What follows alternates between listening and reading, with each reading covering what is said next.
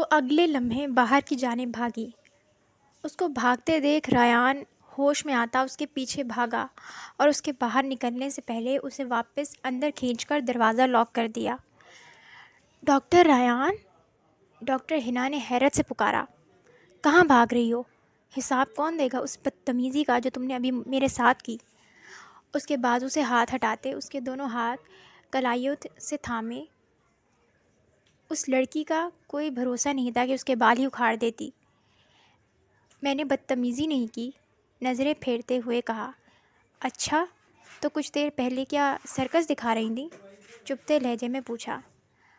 ہاں ہاں دکھا رہی تھی، ایک بندر کو نچا رہی تھی۔ ہونٹوں پر مسکراہٹ سجا کر مزید سلگایا۔ وہ جس سے محبت کرتی تھی اس کی عزت نہیں کرتی تھی۔ مصطفیٰ جہانگیر! تو پھر سامنے کھڑا ڈاکٹر کیا معنی رکھتا تھا؟ وہ اپنے بھائی کو انگلیوں پر نچا کر سمجھتی تھی کہ پوری دنیا اس کی انگلیوں پر ناچے گی۔ Shut up! ریان چلایا۔ رحمہ نے غصے سے اسے گھورا۔ میرے ہاتھ چھوڑو! شدید غصے سے کہا۔ پہلے معافی مانگو، ریان نے سرد لہجے میں جواب دیا۔ رحمہ جہانگیر نے کبھی کسی سے معافی نہیں مانگی، غرور سے جتایا۔ تو اب مانگے گی، وہ بھی تمیز سے، ورنہ یہاں سے نہیں جائے گی۔ وہ انتہائی سنجیدگی سے کہتے اس کے ہاتھوں پر گرفت مضبوط کر گیا۔ ہو گیا؟ رحمہ نے کوفت سے ابرو اچکائے۔ ریان نے غصے سے اسے گھورا۔ میرا ہاتھ چھوڑو، مجھے جانا ہے۔ اب کہ رحمہ نے آگے پیچھے ہوتے اپنی پوری قوت سے ہاتھ چھڑوانے چاہے پر ناکام رہی۔ رحمہ کی سانولی رنگت میں غصے سے سرخیاں گھلنے لگیں۔ ڈاکٹر ریان، جانے دیں، جاہل سے بحث کرنے والا اس سے بڑا جاہل ہوتا ہے، ڈاکٹر ہنا نے مصلحت سے کہا۔ لیکن ان کی بات سنتے ہی رحمہ کے خون میں شرارے پھوٹے۔ ہیلو محترمہ، تمیز سے! میں نے آپ کے ساتھ کون سی جہالت دکھائی ہے جو مجھے یہ بول رہی ہیں؟ غصے سے پوچھا۔ اس پاگل لڑکی کا رخ اپنی طرف دیکھتے ڈاکٹر ہنا نے ناگواری سے رخ پھیرا۔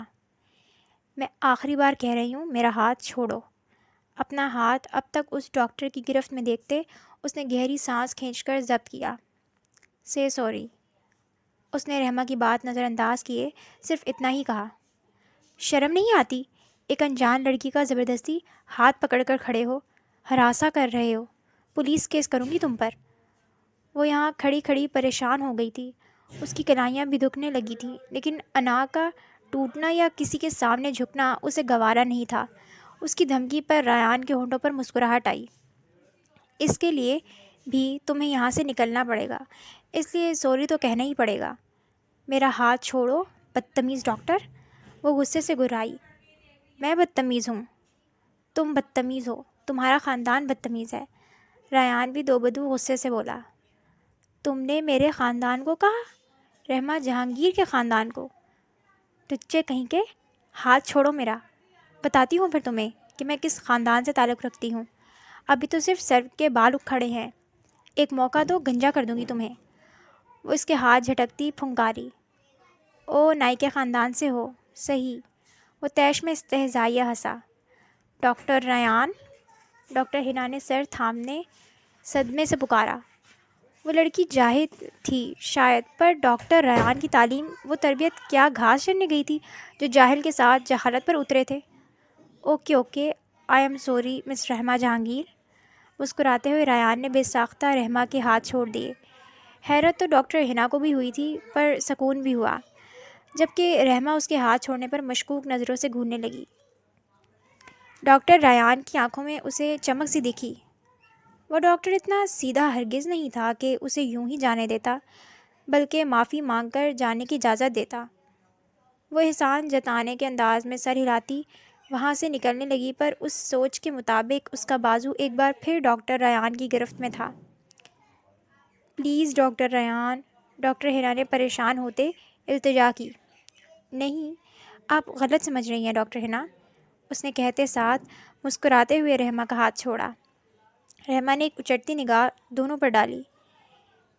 میں نے سوری کہا، آپ کا ہاتھ چھوڑا، بس ایک بات کہنی تھی۔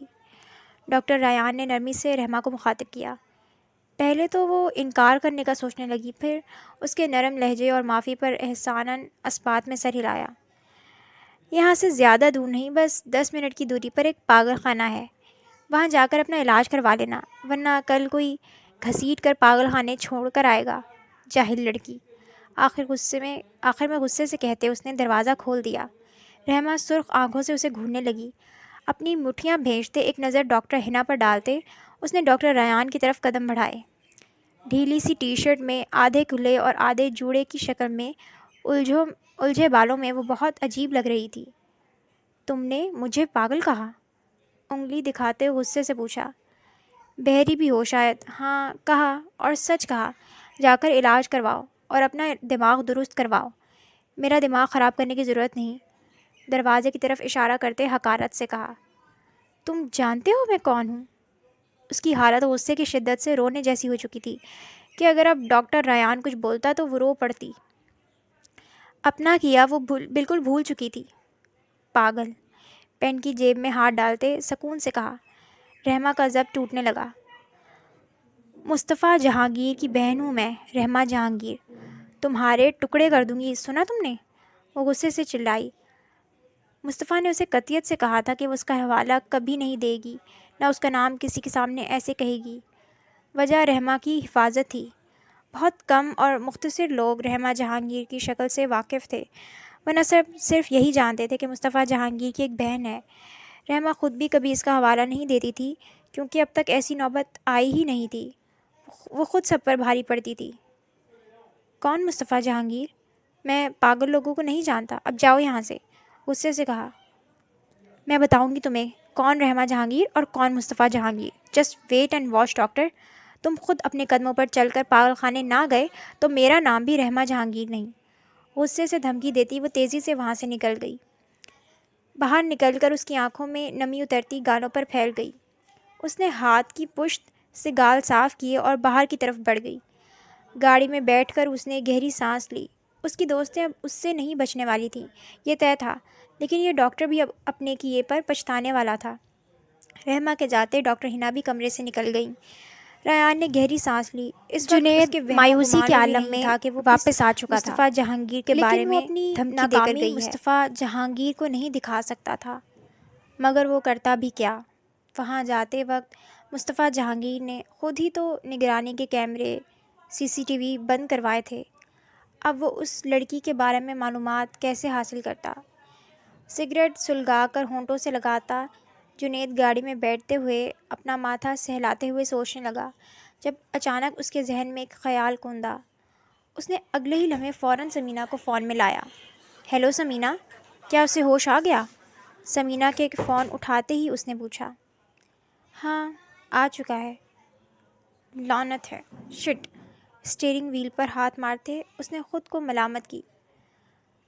رات کا 1 بج رہا تھا، اسے صبح ہونے سے پہلے پتہ لگانا تھا۔ اسے دوبارہ بے ہوش کر دو، فوری طور پر حکم صادر کیا۔ ابھی کیسے؟ اس نے کل سے کچھ کھایا نہیں ہے، میں اسے کھانا کھلا رہی ہوں۔ سمینہ کے جواب پر اس نے غصے سے فون کو گھورا۔ تمہارا دماغ خراب ہے سمینہ، اس لڑکی کی وجہ سے میری جان خطرے میں ہے۔ سر کی منشیات ہضم کر کے بیٹھی ہے، نہ جانے کس گروہ یا ایجنسی سے تعلق رکھتی ہے، اور تم اس کے ساتھ ہمدردی دکھا رہی ہو۔ وہ بے قصور ہے جنید، جتنا تشدد اس پر کیا ہے، وہ تشدد اگر کسی لاش پر کیا جاتا تو وہ بھی بول اٹھتی۔ وہ سچ کہہ رہی ہے، وہ معصوم ہے، سمینہ نے پختہ یقین دلایا۔ تم واقعی پاگل ہو گئی ہو، اگر لاش بول اٹھتی ہے تو یہ کیوں نہیں بولی ابھی تک؟ یہ ان لوگوں کے لیے معمولی سی اذیت ہے، اس سے بھی کہیں بڑے ٹارچر سہنے کی عادت ہوتی ہے انہیں۔ وہیں کمرے میں کرسی سے بندھے بندھے وہ تمہیں زمین کی اونچائیوں سے پستیوں میں پٹک سکتی ہے۔ جنید کی اس احمقانہ حرکت پر برس پڑا۔ مجھے بھی اتنا ہی تجربہ ہے جنید، وہ بے قصور ہے، سمینہ نے نرم لہجے میں جواب دیا۔ جب تمہارے اسی یقین اور تجربے کو سر تمہارے ساتھ مٹی میں دفن کریں گے، میں تب پوچھوں گا۔ پہلے ہی وہ ناکام لوٹا تھا، اوپر سے سمینہ کی بے وقوفی۔ وہ دونوں اس لڑکی کی وجہ سے جلد ہی موت کے منہ میں جانے والے تھے۔ کس کام سے فون کیا تھا؟ سمینہ نے ناگواری سے سوال کیا۔ اس لڑکی نے اپنے بارے میں کیا بتایا؟ جلدی سے بتاؤ۔ جنید کے پوچھنے پر سمینہ نے اسے اس لڑکی کی سنائی ہوئی ساری کہانی تفصیل سے بتا دی۔ جس عورت کے ساتھ وہ رہتی تھی اس کا نام اور پتہ بتاؤ، اور جس عورت نے اسے خریدا تھا اس کا نام وغیرہ پوچھ کر بتاؤ۔ جنید کے کہنے پر وہ لڑکی سے پوچھتی گئی اور سب بتاتی گئی۔ اس کا تو نہیں، پر اپنا خیال رکھنا۔ جو مرہم پٹی تم نے اس کی ہے، اگر مصطفیٰ وہاں دوبارہ آیا تو خیر، دعا کرتا ہوں جب واپس آؤں تو تمہارے ہاتھ پاؤں صحیح سلامت ملیں۔ طنز کرتے ہوئے اس نے زور سے فون کاٹ دیا۔ ٹوں ٹوں کی آواز کے ساتھ سمینہ نے فون کو غصے سے گھورا۔ سمینہ سے بات کر کے اس نے اپنے ایک ساتھی کو فون ملایا اور گاڑی دوبارہ سٹارٹ کرتے ہوئے آگے بڑھا دی۔ معلوم نہیں رات کے کس حصے میں بے چینی سے کروٹیں بدلتے ہوئے مصطفیٰ کی آنکھ لگی۔ کھڑکی سے پردہ ہٹا ہوا تھا۔ شیشے سے چھن کر آتی سورج کی سنہری شعاعیں اس کے چہرے پر پڑ کر حدت پیدا کر رہی تھیں۔ ایئر کنڈیشنر کی ٹھنڈک کے باوجود اس کے چہرے پر پسینے کی نمی پھیل رہی تھی، لیکن پھر بھی اس کی نیند میں خلل نہیں آیا تھا۔ لیکن اچانک کمرے کا دروازہ دھماکے سے کھلا اور پھر اس سے بھی زیادہ زور سے بند ہوا۔ مصطفیٰ کی آنکھیں فوراً کھل گئیں۔ آنکھوں میں نیند کے خمار کی وجہ سے سرخ ڈورے نمایاں تھے۔ اس نے ایک بار آنکھیں بند کر کے واپس کھولیں۔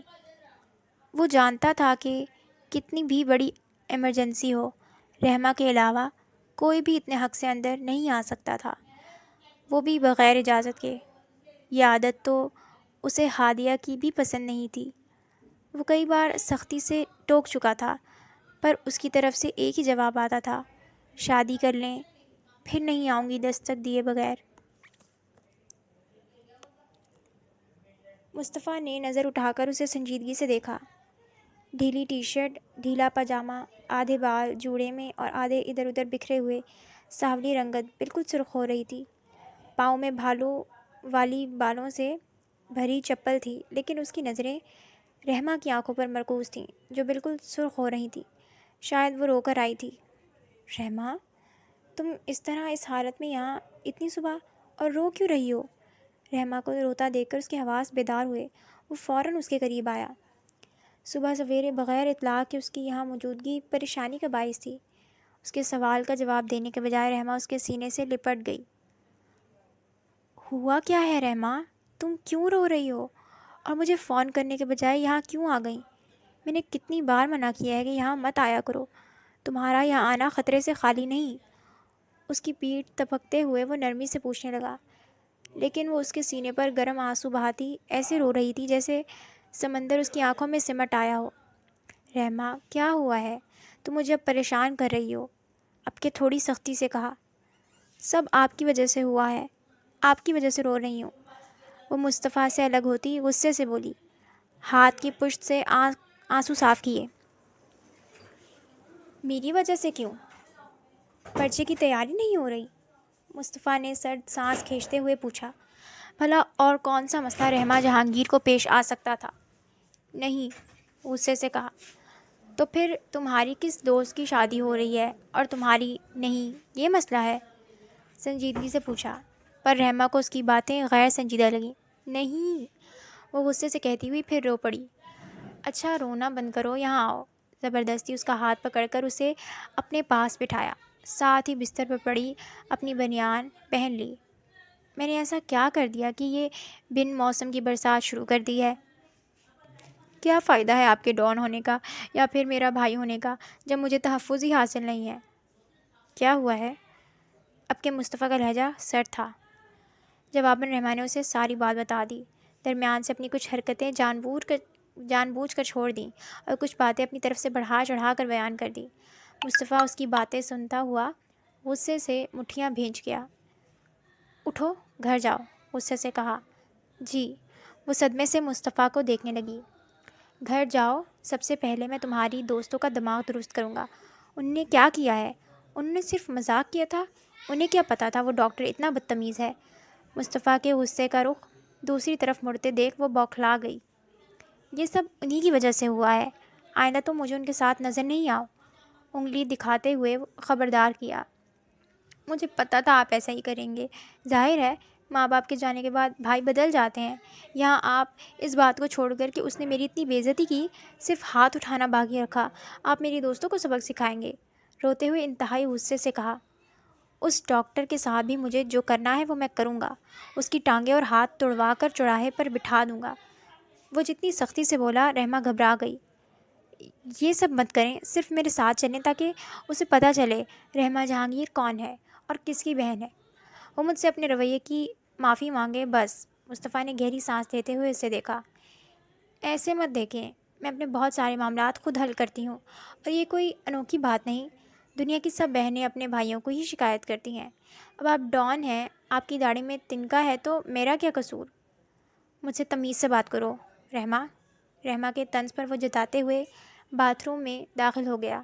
پیچھے رحمہ کو اپنے جملے پر افسوس ہوا، پر اس کی زبان پر اس کا کنٹرول ختم ہوتا جا رہا تھا۔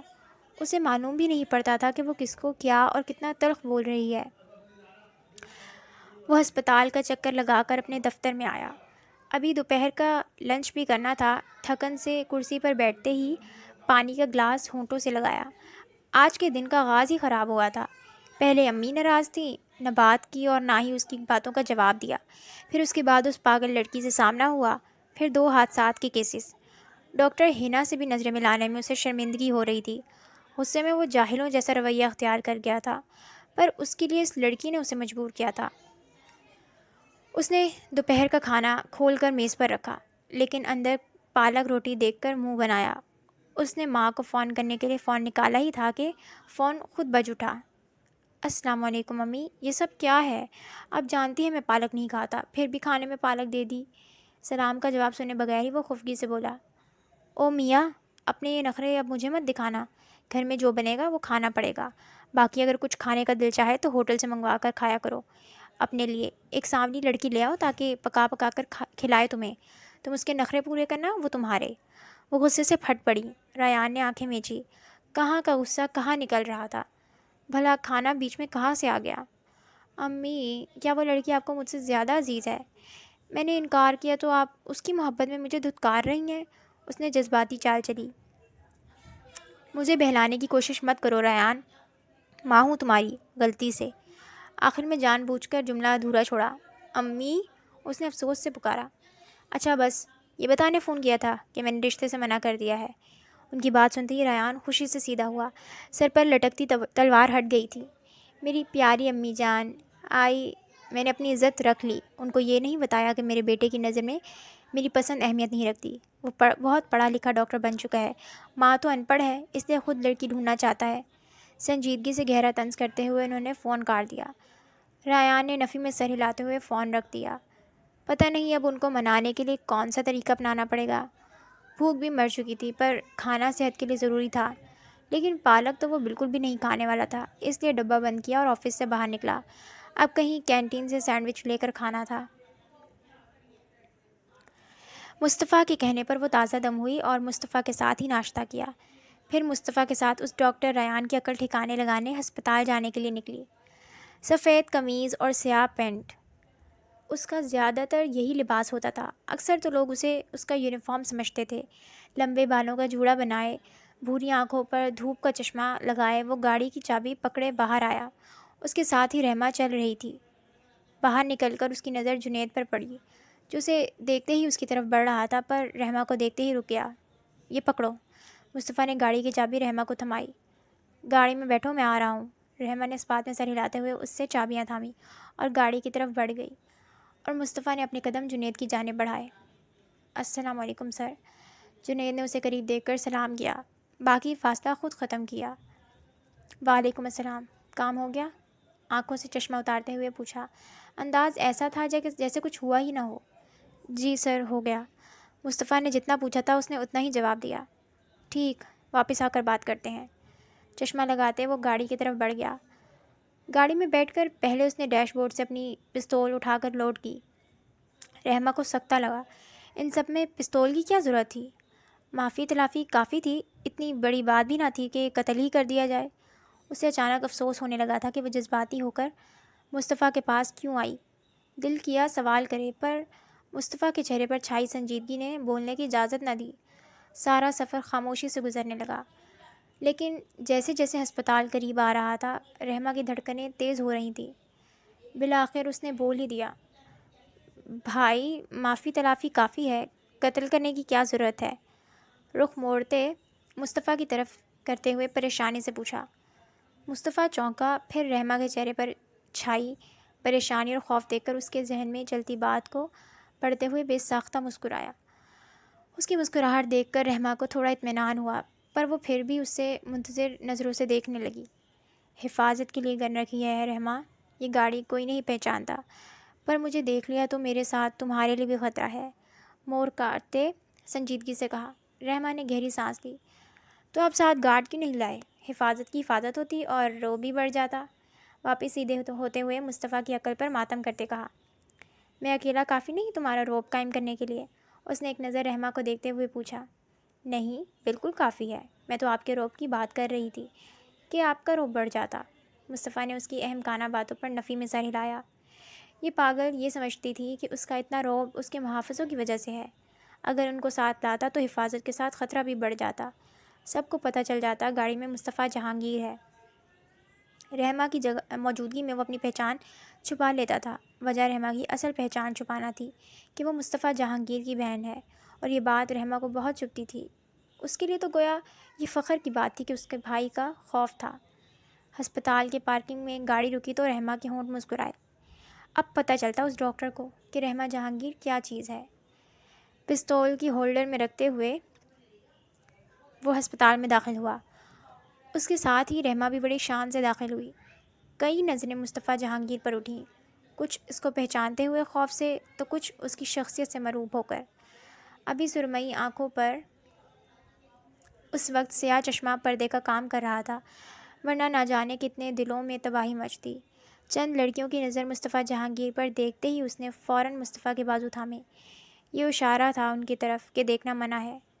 بھائی، کسی نے روکا کیوں نہیں ہے آپ کو گن ساتھ لاتے دیکھ؟ لفٹ میں چڑھتے ہی اس نے دل میں مچلتا سوال پوچھا۔ میری گن کا لائسنس ہے رحمہ، یہ میری حفاظت کے لیے ہے، میں اسے کہیں بھی لے جا سکتا ہوں، عدالت سے اجازت ہے۔ رحمہ کے بے وقوفانہ سوال پر اس نے گہری سانس لی۔ عدالت اس کی بھی اجازت دیتی ہے؟ ایسے کیسے؟ حیرت سے پوچھا۔ پھر کبھی بتاؤں گا رحمہ، اور اگر لائسنس نہیں ہوتا تب بھی مجھے کوئی نہیں روک سکتا، خاصا جتا کر کہا۔ اتنے میں لفٹ رکی۔ ڈاکٹر ریان طبی معائنے کا چکر مکمل کر کے اپنے دفتر کے کمرے میں آئے، جہاں وہ ایک میڈیکل دستاویز پر ڈاکٹر ہنا سے بات کر رہے تھے۔ ڈاکٹر، آپ کے دفتر میں کوئی آپ سے ملنے آیا ہے؟ پورٹر نے ریان کو مخاطب کیا۔ میرے دفتر میں؟ کون آیا ہے؟ اسے حیرت ہوئی، کیونکہ اگر اس کے اپنے یا دوست احباب ملنے آتے تو اطلاع کر کے آتے۔ جی، انہوں نے بس مجھے آپ کو بلانے کو کہا، ان کے ساتھ ایک نوجوان خاتون بھی ہیں۔ پورٹر کی بات سن کر ریان نے ڈاکٹر ہنا سے کہا، شاید یہ کسی مریض کے اہل خانہ ہوں، میں یہ بات فارغ ہو کر ڈسکس کروں گا۔ بہتر doctor.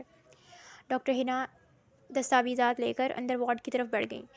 Doctor Rayan second floor پر اپنے کمرے کی طرف چل پڑے۔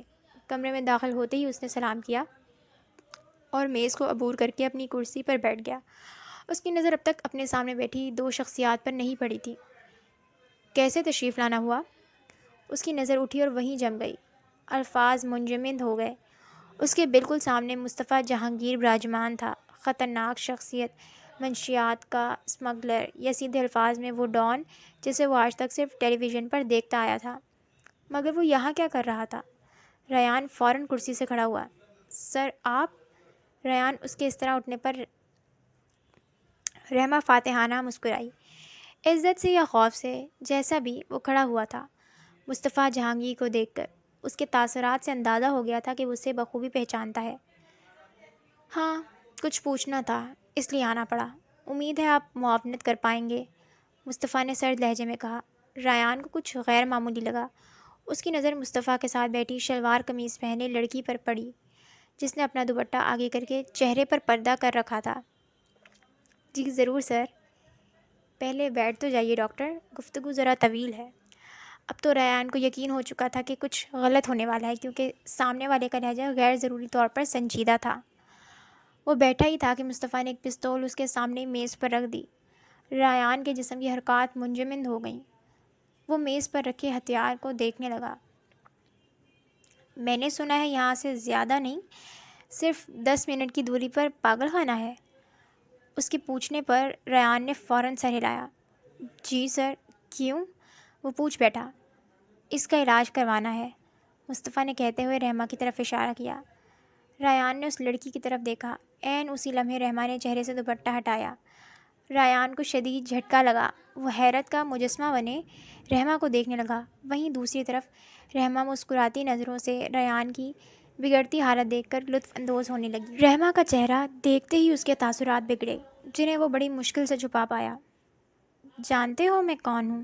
رحمہ جہانگیر ہوں، مصطفیٰ جہانگیر کی بہن۔ اسے رحمہ کی کہی بات یاد آئی۔ تو یہ تھا وہ مصطفیٰ جہانگیر جس کی وہ بہن تھی۔ ڈاکٹر، کیا آپ میری مدد کر سکتے ہیں؟ مصطفیٰ نے اسے رحمہ کی طرف دیکھتے پا کر دوبارہ مخاطب کیا۔ مصطفیٰ کے سوال پر ریان نے اپنے ہونٹ بھینچ لیے اور خاموش رہا۔ وہ جانتا تھا کہ ایسے لوگوں سے الجھنے میں اپنا ہی نقصان ہوتا ہے، کیونکہ یہ لوگ اپنے سے کم طاقتور اور کم حیثیت والوں کو چیونٹی کی طرح مسل دیتے ہیں۔ ان کے ضمیر بھی مردہ ہوتے ہیں، کسی کی جان یا عزت کوئی اہمیت نہیں رکھتی۔ اگر اسے معلوم ہوتا کہ رحمہ جہانگیر اس مصطفیٰ جہانگیر کی بہن ہے تو وہ کبھی نہ الجھتا۔ وہ ٹھہرا ایک شریف النفس انسان جس کی تربیت میں کسی سے برا بولنا تک نہیں تھا، گویا اس کا مقابلہ ایک بدنام زمانہ شخص سے تھا جس کے چرچے اکثر سننے میں آتے تھے۔ سب کے جاننے کے باوجود کہ وہ منشیات کا مافیا ہے، کوئی اسے ختم نہ کر سکا، بلکہ روک بھی نہ سکا۔ تو وہ ایک پڑھا لکھا معمولی ڈاکٹر اس کا کیا بگاڑ سکتا تھا؟ البتہ مصطفیٰ جہانگیر اس کی اور اس کی فیملی کی دنیا ضرور برباد کر سکتا تھا، اور اسے یقین تھا کہ کوئی اس کی مدد کو بھی نہیں آئے گا۔ نہ جانے کیوں ایسے لوگوں کے خلاف ثبوت خود بخود غائب ہو جاتے تھے، یا ثبوت ڈھونڈنے والے ہی انہیں مٹا دیتے تھے۔ خاموش کیوں ہو ڈاکٹر صاحب؟ مصطفیٰ اس کے بھینجے ہوئے ہونٹوں کو غور سے دیکھتے ہوئے پوچھنے لگا۔ سلیٹی قمیض، گرے شرٹ اور گہرے سلیٹی پینٹ پر سفید کوٹ پہنے، بالوں کو خوبصورتی سے جمائے، صاف رنگت پر اتری ہلکی سی سرخی اور پسینے کی بوندیں، بھوری آنکھیں بھی خاموش تھیں۔ مصطفیٰ کو بذات خود چوڑے کندھوں والا ڈاکٹر ریان بہت خوبرو مرد لگا۔ وہ اتنی دیر میں اس کا مکمل جائزہ لے چکا تھا۔ وہ اب اتنا تجربہ رکھنے لگا تھا کہ ریان کے چہرے پر لکھی شرافت کو پڑھ سکے۔ اس نے گردن گھما کر رحمہ کو دیکھا۔ صاف سانولی رنگت میں ہلکی ہلکی سرخی تھی، بڑی بڑی سیاہ آنکھیں چمک رہی تھیں۔ بالوں کو ایک طرف ڈالے وہ ڈاکٹر ریان پر نظر جمائے مسکرا رہی تھی۔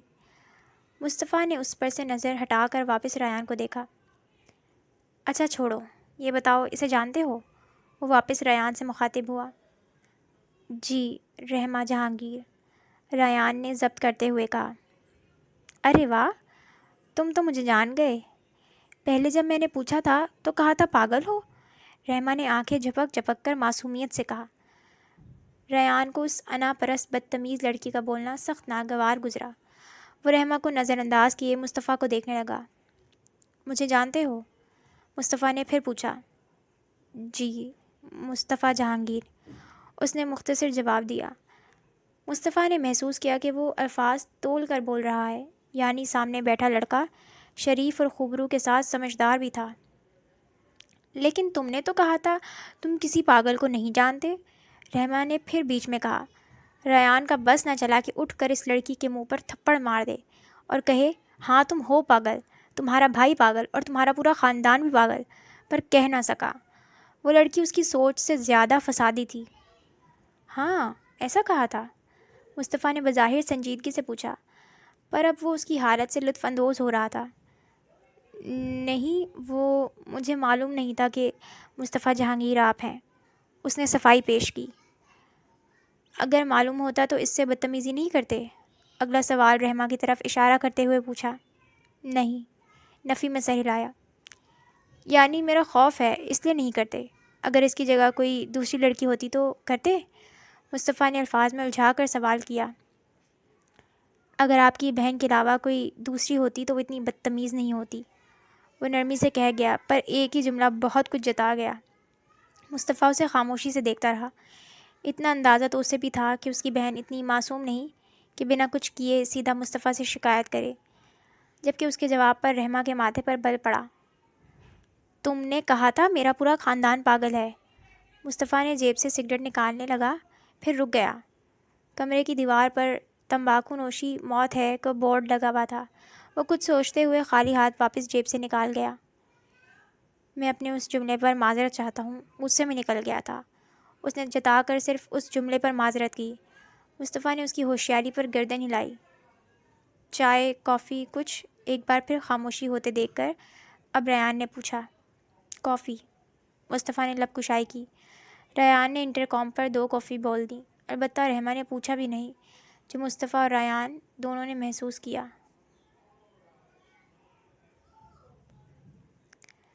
شفا خانے میں بھی ایسا نظام ہوتا ہے؟ مصطفیٰ نے انٹرکام کی طرف اشارہ کرتے ہوئے پوچھا۔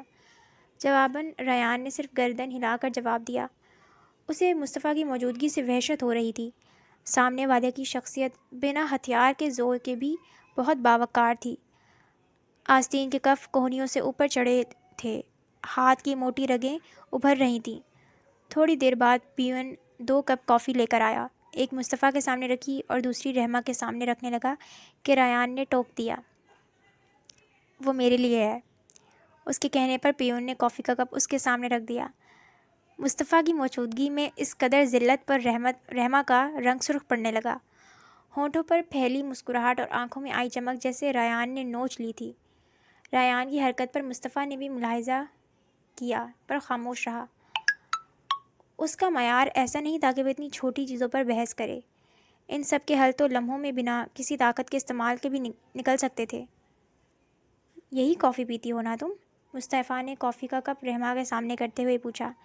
رحمہ نے اس بات میں سر ہلاتے ہوئے کافی لینے سے انکار کر دیا۔ آپ پی لیں، مجھے نہیں پینی، ضبط سے نظریں جھکاتے ہوئے کہا۔ تمہیں معلوم ہے میں کافی نہیں پیتا، تمہارے لیے ہی منگوائی تھی، اگر نہیں پیو گی تو ضائع ہو جائے گی۔ مصطفیٰ کے سنجیدگی سے کہنے پر رحمہ اسے دیکھتی مسکرائی۔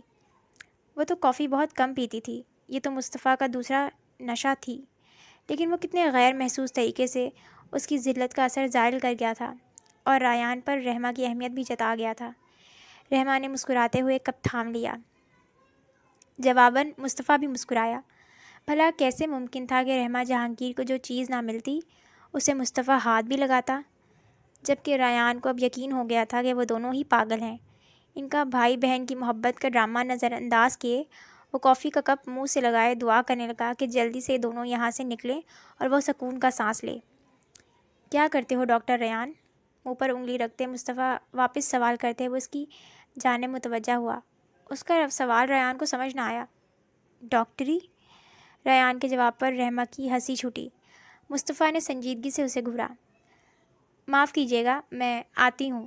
اپنی ہنسی روکتے ہوئے اس نے کافی کا کپ میز پر رکھا اور کپڑوں پر ہلکی سی گری کافی ٹشو سے صاف کرتے باہر نکلی۔ یخ، اتنی کڑوی کافی، تھوڑا دودھ اور چینی ڈالتے تو کیا ہو جاتا۔ باہر آ کر پانی پیتے اس نے منہ کا ذائقہ درست کیا اور نرس سے واش روم کا پوچھتی اب اس جانب بڑھ گئی۔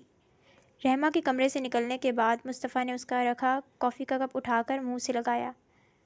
ریان کو حیرت ہوئی، ابھی تو اس نے کہا تھا وہ کافی نہیں پیتا، لیکن پھر جلد ہی معاملہ سمجھ گیا۔ میرے کہنے کا مطلب تھا ڈاکٹری کے علاوہ اور کیا کرتے ہو فارغ وقت میں؟ وہ اس کے سامنے بیٹھے دوستانہ انداز میں سوال کر رہا تھا اور ریان بڑی مشکل سے اپنی حیرت چھپا رہا تھا۔ فارغ وقت بہت کم ملتا ہے، شفا خانے میں ہی وقت لگ جاتا ہے۔ آگے کچھ اور کرنے کا ارادہ ہے یا پھر یہیں خدمات سر انجام دو گے؟ کافی کا گھونٹ لیتے دوسرا سوال کیا۔ اب ریان بھی کچھ نارمل ہوا تھا۔ ابھی کچھ ماہ بعد تخصیص کرنے کا ارادہ ہے، لیکن خدمات انشاءاللہ ملک میں ہی سر انجام دوں گا، البتہ شفا خانہ بدل سکتا ہے۔ مصطفیٰ کے پہلے سوال کا جواب اس نے تفصیلی دیا تھا۔ تخصیص کہاں سے کرنے کا ارادہ ہے؟ لندن۔ مصطفیٰ نے کافی کا کپ خالی کر کے فرج پر رکھا۔ گھر میں کون کون ہے؟ اگلا سوال۔ صرف امی ہیں، بہن بھائی کوئی ہے نہیں، اور پاپا کی پہلے ہی وفات ہو چکی ہے۔ ریان کو اس کے انٹرویو لینے سے کوفت ہو رہی تھی جو وہ ظاہر نہ کر سکا۔ امی کیا کرتی ہیں؟ کسی سماجی سرگرمی میں ہیں یا گھر میں رہتی ہیں؟ گھر میں رہتی ہیں۔ ریان کا جواب مکمل ہوا اور رحمہ واپس کمرے میں داخل ہوئی۔ اسے یقین تھا اب تک کافی ختم ہو گئی ہوگی۔ بہت اچھی بات ہے۔ شادی کب کر رہے ہو؟ مطلب منگنی وغیرہ تو ہو گئی ہوگی؟ سرسری سا پوچھا۔ رحمہ حیرت سے مصطفیٰ کو دیکھنے لگی۔ وہ اسے سبق سکھانے آیا تھا یا اس سے رشتہ جوڑنے؟ رحمہ کے دل میں سوال اٹھا جس پر اس نے زیادہ غور نہیں کیا۔ نہیں، ابھی رشتے کی تلاش جاری ہے، جیسے ہی امی کو کوئی مناسب لگی ویسے ہی ہو جائے گی، مسکرا کر کہا۔ صحیح، تمہاری کوئی گرل فرینڈ نہیں؟ یعنی آج کل تو عام بات ہے، مسکراتے ہوئے مصطفیٰ نے مذاقاً پوچھا۔ نہیں، میں ان سب چیزوں سے دور رہتا ہوں، فخر سے اپنی تعریف کی۔ بھائی، رحمہ نے غصے سے ٹوکا، وہ یہاں گپے مارنے تو نہیں آیا تھا؟ رحمہ کی غصے سے دبی دبی پکار ریان نے بھی سنی۔ ہونٹوں پر مسکان آنے کو مچل گئی، لیکن وہ خود پر قابو کر گیا۔ وہ یہاں اپنے بھائی کو اسے ڈرانے اور اپنا رعب دکھانے لائی تھی، جیسے دوسری جماعت کا بچہ اپنے ہم جماعت سے لڑائی ہو جانے پر اپنے 5ویں جماعت میں پڑھتے بھائی کو لاتا ہے۔ پر مصطفیٰ جہانگیر ریان کو پاگل نہیں لگا، یقیناً وہ اپنی بہن سے واقف تھا۔ آپ سے مل کر اچھا لگا ڈاکٹر ریان، دوبارہ جلد ملاقات ہوگی۔ مصطفیٰ نے کھڑے ہوتے اس کی طرف مصافحے کے لیے ہاتھ بڑھایا، جسے ڈاکٹر ریان نے آنے والے کل سے انجان تھام لیا۔ مصطفیٰ کی نظر رحمہ پر گئی تو وہ خونخوار نظروں سے مصطفیٰ کو گھور رہی تھی۔ ایک اور بات تھی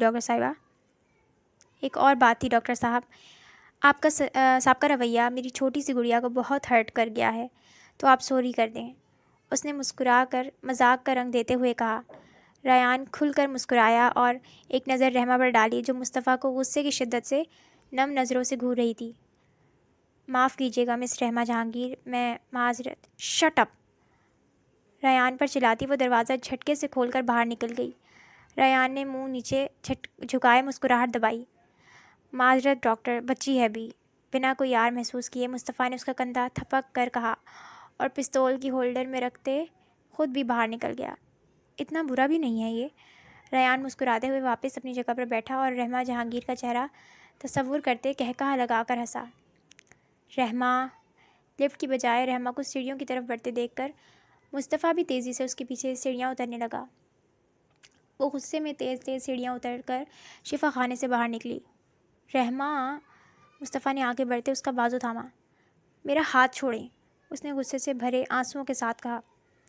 رحمہ، تم مجھ سے بدتمیزی کر رہی ہو، مصطفیٰ نے اسے احساس دلانا چاہا۔ ہاں کر رہی ہوں، آپ اپنا کیا کیا بھول گئے؟ مصطفیٰ کے چہرے کے قریب اپنا چہرہ کر کے وہ گرجی۔ مصطفیٰ کے ماتھے پر بل پڑے۔ میں نے کیا کیا؟ رحمہ کا ہاتھ جھٹکتے چھوڑتے ہوئے اس نے سرد لہجے میں پوچھا۔ کیا کیا آپ نے؟ اندر بیٹھے اس ڈاکٹر سے گپ شپ کر رہے تھے آپ۔ اس بدبخت ڈاکٹر نے پہلے میری اتنی بے عزتی کی اور اب میرا مذاق اڑا رہا ہوگا۔ اس کی آواز بلند ہو گئی۔ قریب سے گزرتے لوگ مصطفیٰ اور رحمہ کو مڑ کر دیکھتے آگے بڑھ رہے تھے۔ اپنی آواز نیچے رکھو، غصے سے کہتے ہوئے مصطفیٰ نے اس کا ہاتھ پکڑا اور گاڑی کی طرف لے جانے لگا۔ چھوڑے میرا ہاتھ، نہیں جانا مجھے آپ کے ساتھ، رحمہ نے اس کا ہاتھ جھٹک کر پھر کہا۔ مصطفیٰ نے گھورا، جس کا اس پر کوئی اثر نہ ہوا۔ ایسے ہوتے ہیں ڈان، میرے ساتھ ساتھ اپنا روب بھی نہ رکھا۔ اس سے منت کر کے آئے آپ کہ وہ مجھ سے معافی مانگے۔ اس کی مسکراہٹ دیکھی تھی آپ نے؟ مذاق اڑا رہی تھیں اس کی آنکھیں۔ کہتے کہتے غصے کی شدت سے اس کے آنسو آنکھوں کی حدود سے باہر نکل آئے۔ اسے کسی چیز کا ہوش نہیں تھا کہ اس کے کیے جانے والے تماشے سے لوگ متوجہ ہو رہے ہیں۔ مصطفیٰ نے افسوس سے اسے دیکھا۔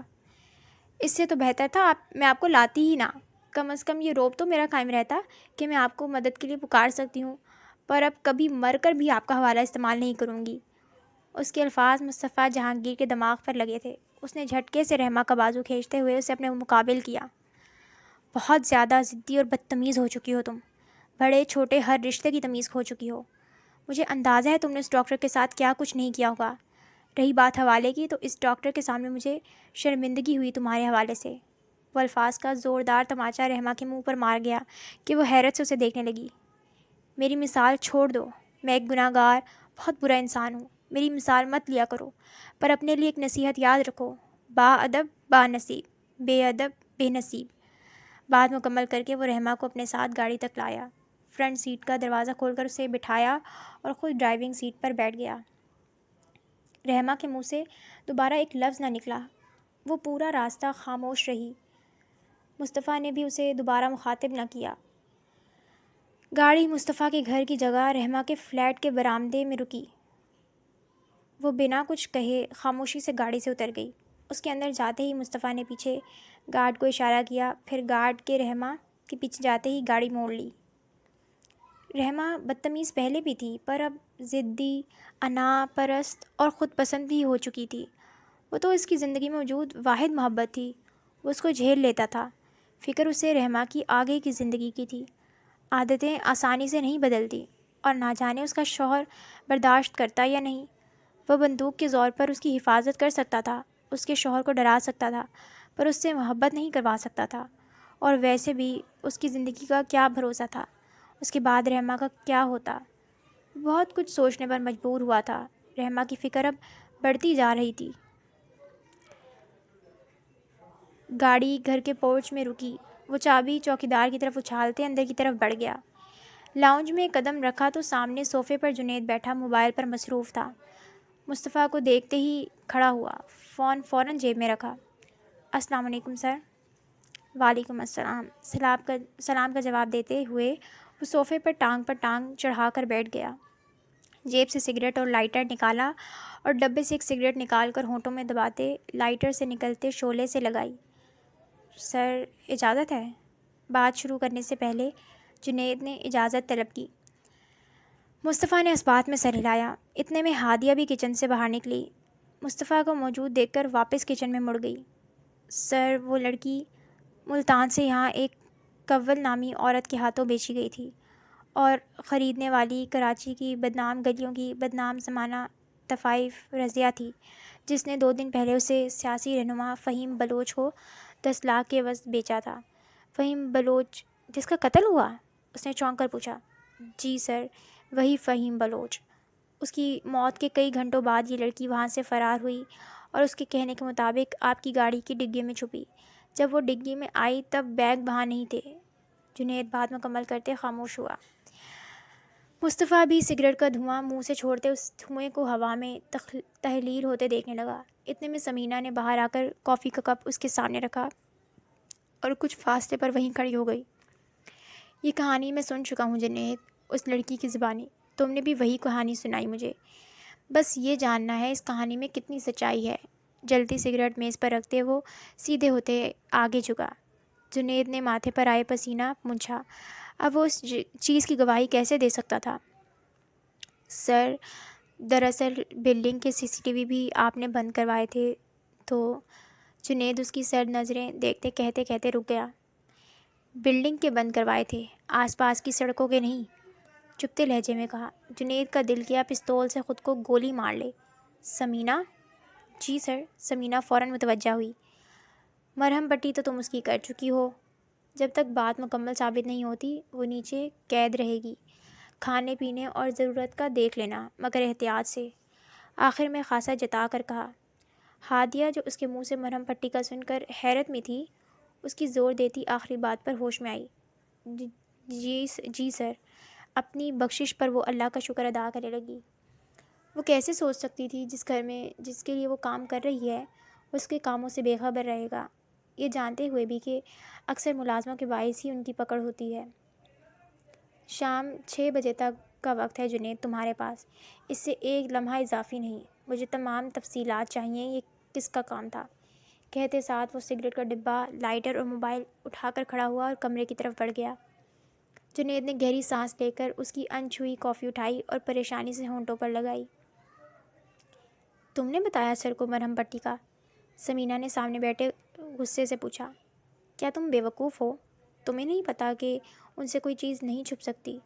تم اور میں جتنا بھی چھپائیں، ہماری کال تک وہ سن سکتے ہیں۔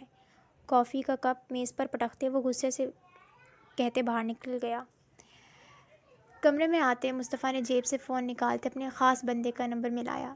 ہیلو۔ اگلی طرف سے تیسری بیل پر ہی فون ریسیو کر لیا گیا۔ ہسپتال میں ریان غازی نام کا ایک ڈاکٹر ہے، مجھے اس کا مکمل بائیو ڈیٹا چاہیے۔ کب، کہاں، کیا کرتا ہے، اس کی فیملی کی سرگرمیاں، سب کچھ، اس کا ماضی بھی اور حال بھی۔ کھڑکی کے پردے درست کرتے وہ کمرے میں موجود کاؤچ پر بیٹھا۔ اوکے سر، میں آپ کو جلد اطلاع کرتا ہوں، آگے سے مؤدب انداز میں کہا گیا۔ میں انتظار کر رہا ہوں، کہتے ہوئے اس نے فون کاٹ دیا۔ موبائل ہاتھ میں گھماتے وہ رحمہ کو فون کرنے کا سوچنے لگا، لیکن پھر رک گیا۔ آج اس کے جذباتی اور حد درجہ خود پسند رویے نے اسے تکلیف دی تھی۔ مانا کہ وہ اس سے ناراض نہیں ہو سکتا تھا، پر جتانا ضروری تھا۔ وہ مصطفیٰ جہانگیر کی بہن تھی۔ اگر وہ اس جیسی بننے کی کوشش میں تھی تو غلط کر رہی تھی، جو مصطفیٰ اسے کرنے نہیں دیتا۔ موبائل ایک طرف رکھتے اس نے صوفے کی پشت سے سر ٹکا کر آنکھیں موندی۔ ذہن تیزی سے تانے بننے لگا۔ کمرے کی چھت کو دیکھتے اچانک اسے ہادیہ یاد آئی۔ وہ ہادیہ کے متعلق سوچنے لگا کہ وہ اس میں کتنی شریک ہوگی۔ وہ اس کی آنکھوں کو سوچنے لگا، جو بالکل نڈر تھیں۔ یا تو اس کی آنکھیں ہی بے تاثر تھیں، جن میں کوئی احساس نظر نہیں آتا تھا، یا تو وہ بہروپیہ تھی اور ڈرنے کی اداکاری کر رہی تھی۔ اگر تو وہ اداکاری کر رہی تھی تو کمال کی اداکارہ تھی، کیونکہ اگر اسے اعتبار نہ کرنے کا مرض نہ ہوتا تو وہ اس کے حق میں ہو جاتا کہ وہ سچی ہے۔ کچھ سوچتے وہ کھڑا ہوا اور کمرے سے باہر نکلا۔ بیسمنٹ ایریا میں جانے کے لیے وہ ایک کمرے میں گیا اور دروازہ کھول کر نیچے اترتی سیڑھیاں اترنے لگا۔ جب وہ کمرے میں داخل ہوا تو وہ کھانا کھا رہی تھی۔ اس کے ہاتھ بندھے تھے اور سمینہ اسے روٹی کی رول بنا کر کھلا رہی تھی۔ اس کے چہرے سے خون صاف تھا، منہ دھلنے کے باعث چہرے پر نیل اور زخم واضح ہوئے تھے۔ اس کے نازک اور دلکش چہرے پر سوجن تھی۔ نازک سراپے کے حساب سے چہرہ بھاری لگ رہا تھا۔ سمینہ اسے دیکھ کر کھڑی ہوئی۔ وہ کرسی گھسیٹ کر سامنے بیٹھ گیا۔ نظر ناخن پر پڑی جس پر پٹی بندھی تھی۔ اس نے نظر اٹھا کر واپس اس کے چہرے کو دیکھا۔ ہادیہ اس کے جوتوں کو دیکھ رہی تھی۔ باپ کا نام کیا ہے؟ مصطفیٰ کی آواز پر اس نے نظریں اٹھا کر دیکھا۔ نظریں اوپر اٹھیں تو بے اختیار ٹھہر گئیں۔ یہ وہی شخص تھا جو کل بھی آیا تھا، جس نے بہت بے درد سلوک کیا تھا، لیکن اس وقت بے اختیاری کا عالم ایسا چھایا تھا کہ نظریں مصطفیٰ جہانگیر کی کانچ جیسی سرمئی آنکھوں پر ٹھہر گئی تھیں۔ شاید کل وہ اتنی حواس باختہ تھی کہ اس کو صحیح سے دیکھ ہی نہیں پائی تھی، جبکہ مصطفیٰ جہانگیر جو اس الجھن میں تھا کہ وہ معصوم ہے یا بہروپیہ، اس کی نظروں کو اپنے چہرے پر ٹھہرے دیکھ ٹھٹکا۔ خوف، لرزہ، پریشانی سے پاک آنکھوں سے وہ اسے دیکھ رہی تھی۔ اس کے دل میں نئے سرے سے سوال اٹھے۔ یقین کرنا مزید مشکل ہو گیا کہ یہ وہی ڈر سے روتی، چلاتی، معافیاں اور پناہ مانگتی لڑکی ہے جس پر کل اتنا تشدد ہوا۔ نظر تو کچھ لمحے مصطفیٰ کی بھی اس کی آنکھوں پر ٹھہری تھی۔ خوف سی شہد رنگ آنکھیں، کیا راز تھے اس کی آنکھوں میں؟ جیسے جاننے کی خواہش مصطفیٰ جہانگیر کو بے چین کر گئی۔ کچھ وقت کے لیے تو اس نے بھی مصطفیٰ کو بولنے کے قابل نہیں چھوڑا تھا۔ آدم؟ اس کے جواب پر وہ چونکا۔ کیا؟ زید نے سحر کے ٹوٹنے پر پوچھا۔ ہادیہ آدم حسین، اس نے اپنا پورا نام بتایا۔ جس نے تمہیں بیچا اس سے پہلے کس کے پاس رہتی تھی؟ وہ اس کی خود اعتمادی پر چونکا تھا، پھر جلد ہی سنبھل گیا۔ اس نے ہادیہ کے ہاتھوں کو دیکھا، جن میں ہلکی سی لرزش پیدا ہو رہی تھی اور ہاتھ بھی آپس میں مروڑ رہی تھی، یعنی وہ گھبرا رہی تھی۔ اگلے لمحے اس نے پھر ہادیہ کی آنکھوں کو دیکھنا چاہا، پر اب کی نظریں جھکی ہوئی تھیں اپنے ابا کے ساتھ۔ وہ عورت میرے ابا کی منہ بھولی بہن تھی۔ سر، نام ریان غازی ہے، کچھ مہینے بعد 2 سال بیچ پہلے دیا، MBBS کیا تھا کہتے ہوئے اس کی یونیورسٹی آنکھوں سے آنسو پھر ٹپکنے اسی لگے۔ شفا خانے میں مصطفیٰ عملی پرسوچ تربیت نظروں سے کی اسے اور اب دیکھنے لگا جب خدمات سر فون کی انجام گھنٹی دے رہا بجی۔ ہے۔ نمبر گھر میں میں ایک ماں کے کے علاوہ بندے کا کوئی تھا نہیں۔ جس سے اس باپ نے کا چند سال ریان پہلے کی انتقال معلومات ہو چکا نکالنے ہے۔ کو کہا تھا۔ گھر علاقے اگر میں اس ہے، معاملے میں تمہارا یونیورسٹی ہاتھ ہے تو کی اپنے اوپر سطح پر ابھی ایک سے گرل فاتح فرینڈ پڑھنا رہ شروع چکی کر ہے، دو۔ زنیرہ نام کی۔ سرد دونوں ایک لہجے میں دوسرے کے کہتا وہ ساتھ کمرے سے مخلص تھے، نکل گیا۔ شادی کرنا چاہتے فون تھے، ریسیو کر کے پر کان سے لڑکی کی لگایا۔ شادی کہیں اور ہو گئی۔ ماں ابھی رشتے کی تلاش میں ہے۔ کل بھی ایک رشتہ طے ہوا تھا، پھر کسی وجہ سے صبح ہی ختم ہو گیا۔ اس نے مصطفیٰ کو مکمل اندرونی تفصیلات بھی بتا دیں۔ اس لڑکی سے اب بھی رابطے میں ہے؟ لاؤنج میں قدم رکھتے پوچھا۔ نہیں سر، ابھی نہ زنیرہ سے اور نہ ہی کسی اور لڑکی سے کوئی تعلق ہے۔ ٹھیک ہے۔ مصطفیٰ سکون سے صوفے پر بیٹھا۔ اب اس کا ایک بہت بڑا مسئلہ حل ہو چکا تھا۔ سر، اور کوئی حکم؟ آگے سے پوچھا گیا۔ جنید پر نظر رکھو۔ مجھے اس کی پل پل کی خبر چاہیے کہ وہ کب کیا کر رہا ہے۔ اس بات کا شک اسے نہ ہو کہ تم اس کی نگرانی کر رہے ہو۔ سگریٹ سلگاتے ہوئے ہونٹوں میں دبائی۔ بے فکر رہیں سر۔ اس کا جواب سنتے ہی مصطفیٰ نے فون کاٹ دیا۔ وہ جانتا تھا جنید غدار نہیں، پر وہ یہ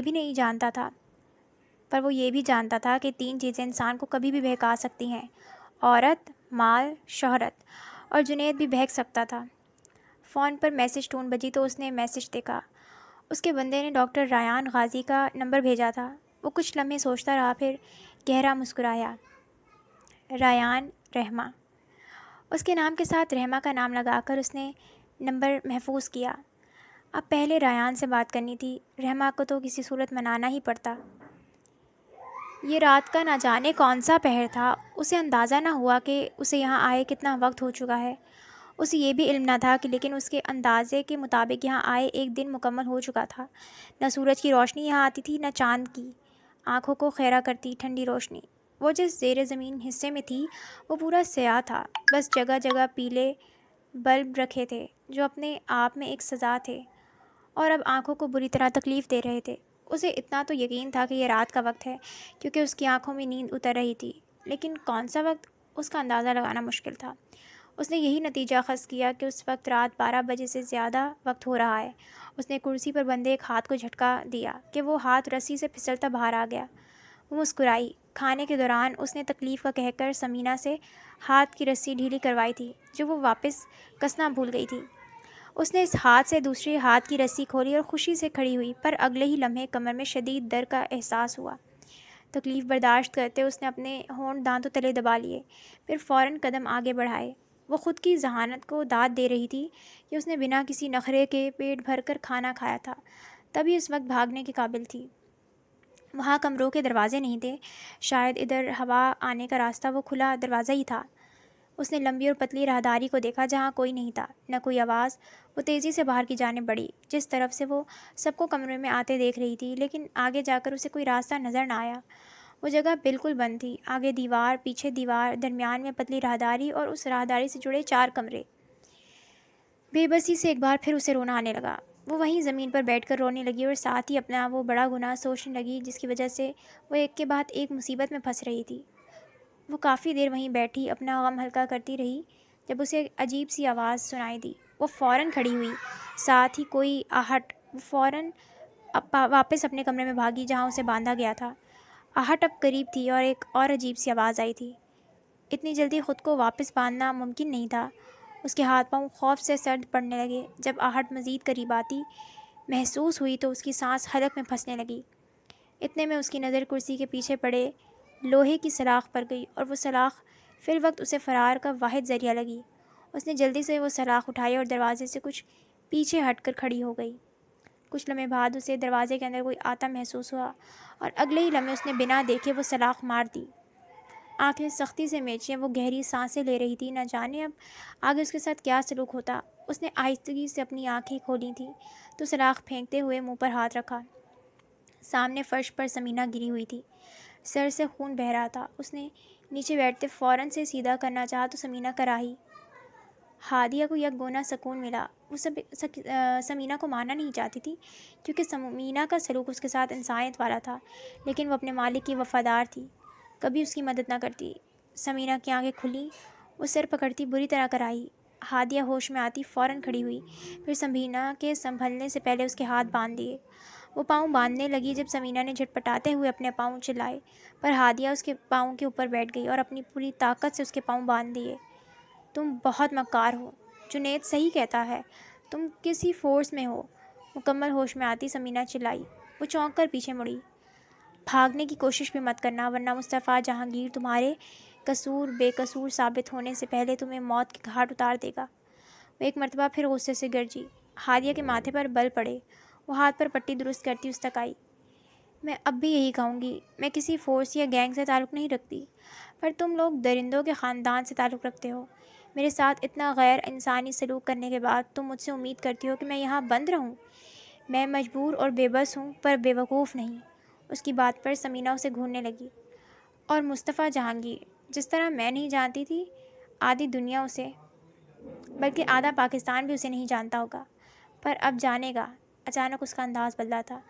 وہ اپنی آپ بیتی یاد کرتے مضبوط لہجے میں بولی تھی، تم پچھتاؤ گی، تمہارے بے گناہ ثابت ہوتے ہی وہ تمہیں چھوڑ دیں گے۔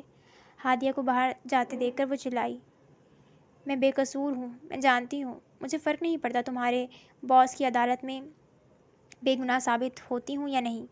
وہ نم آنکھوں سے کہتی باہر بھاگ گئی۔ وہ یہ دیکھ کر حیران تھی کہ پہلے جس جگہ دیوار تھی اب وہاں دیوار ہٹ کر بڑا سا دروازہ تھا۔ اپنی حیرت پر قابو پاتی وہ باہر بھاگی۔ دروازے سے گزرتے چند قدم دوری پر اس کے اوپر جاتی سیڑھیاں تھیں جس کے اختتام پر دروازہ تھا۔ وہ پیچھے دیکھتے گہری سانس لے کر آگے بڑھی اور تیزی سے سیڑھیاں چڑھیں۔ دروازہ کھول کر اوپر کمرے میں داخل ہوئی۔ کمر درد، انگلی کی تکلیف، منہ کے زخم، اسے کسی چیز کی تکلیف محسوس نہیں ہو رہی تھی، صرف وہاں سے نکلنے کی فکر تھی۔ وہ دبے پاؤں اس کمرے سے باہر نکلی۔ سامنے ہی بڑا سا لاؤنج تھا اور درمیان سے اوپر جاتی سیڑھیاں۔ وہ نظر بھر کر گھر کو وہیں سے کھڑے کھڑے دیکھنے لگی۔ جب وہ نیچے جا رہی تھی تب وہ نہیں دیکھ سکی تھی، پر اب وہ کہہ سکتی تھی کہ اس گھر کو کسی اعلیٰ ذوق والے انسان نے سجایا ہے۔ پھر فوراً سیدھے ہوتے خود کو سنبھالا اور آہستہ سے 10 سے 15 قدم کی دوری پر لاؤنج سے باہر جانے کے دروازے کو دیکھا۔ ایک نظر پھر سے لاؤنج پر گھمائی، وہاں کوئی نہیں تھا۔ وہ تیزی سے بھاگتی دروازے تک آئی کہ باہر نکلتے اپنے قدم روکتی دروازے کے پیچھے ہو گئی۔ باہر سامنے ہی 4 سے 5 محافظ تھے۔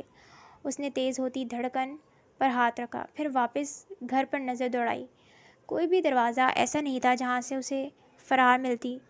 ابھی وہ سوچ ہی رہی تھی کہ کیا کرے جب نظر باورچی خانے کے دروازے پر پڑی، لیکن وہاں تک پہنچنے کے لیے پہلے اسے درمیانی دروازہ عبور کرنا تھا۔ اگر اسے وہاں سے گزرتے کوئی دیکھ لیتا تو وہ واپس پکڑی جاتی۔ گہری سانس لیتے اس نے خود میں ہمت جمع کی اور راستہ عبور کر گئی، پھر وہیں ٹھہر گئی۔ جب کچھ دیر تک کوئی پیچھے نہ آیا اور کوئی آواز نہ آئی تو دل کے مقام پر ہاتھ رکھ کر سکون سے سانس لی۔ پھر اپنے قدم باورچی خانے کی جانب بڑھائے۔ اوپر ریلنگ سے کچھ پیچھے کھڑا مصطفیٰ سینے پر ہاتھ باندھے اسے ہی دیکھ رہا تھا۔ وہ نیچے ہی اتر رہا تھا جب اسے دروازے کے پیچھے چھپے دیکھ کر پیچھے ہوا۔ اسے باورچی خانے کے دروازے کی سمت بڑھتے دیکھ کر اس نے جنید کو فون ملایا۔ پچھلی طرف سے گارڈز کو ہٹاؤ، وہ جگہ بالکل خالی کر دو، کہتے ساتھ مصطفیٰ نے کال کاٹی اور سیڑھیاں اترتے اپنے قدم بھی باورچی خانے کی جانب بڑھا دیے۔